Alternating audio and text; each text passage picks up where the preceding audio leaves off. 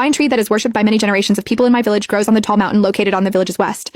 Apparently, the divine tree loves being watered by women's lustful juices.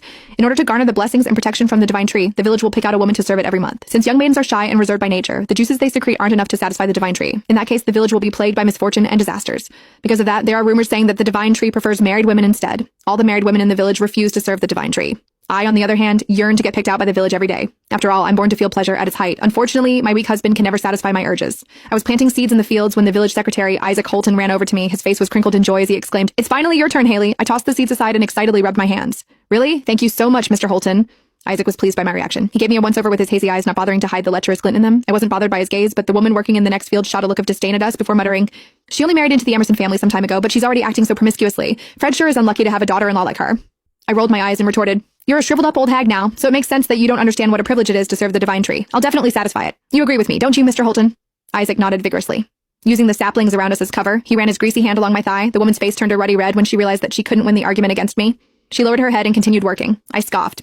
Joy bubbled in my heart when I thought of all the rumors about the divine tree. Our village was located in the western region of a massive mountain. A forest stood behind the village. The trees were so tall that they disappeared into the clouds. A divine tree in the forest had protected our village for thousands of years. The villagers would send a woman into the forest every month as an offering to the tree. The divine tree had to be watered by a woman's private fluids. If the woman didn't produce enough fluids and didn't satisfy the tree, a disaster would befall the village. It would also cause the wheat fields to shrivel up, so we would have nothing during the harvest season. According to the rumors, the tree's branches were thick and strong. There were also powerful vines wrapped around the branches that would send a woman over the edge of pleasure.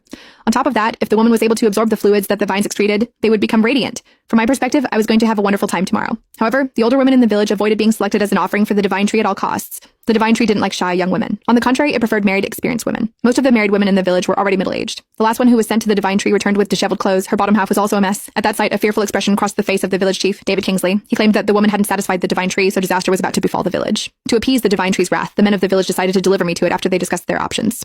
I'd always admired the divine tree. My husband, Jack Emerson, was totally useless in bed. He would finish within minutes, robbing me of my pleasure. It was why I was absolutely ecstatic at the prospect of being able to serve the divine tree. I was brought to the hall to be cleansed. I was stripped naked, so the men in power in the village could scrutinize me. They discussed among themselves if I would be able to satisfy the divine tree. I didn't feel a single hint of fear under their predatory gazes. On the contrary, I puffed my chest out proudly. I was very confident about my own body, after all. The men gave me a mat and placed a boiled egg on it. I sat down on the mat in front of them and began to twist my hips. The men's eyes reddened as they watched me.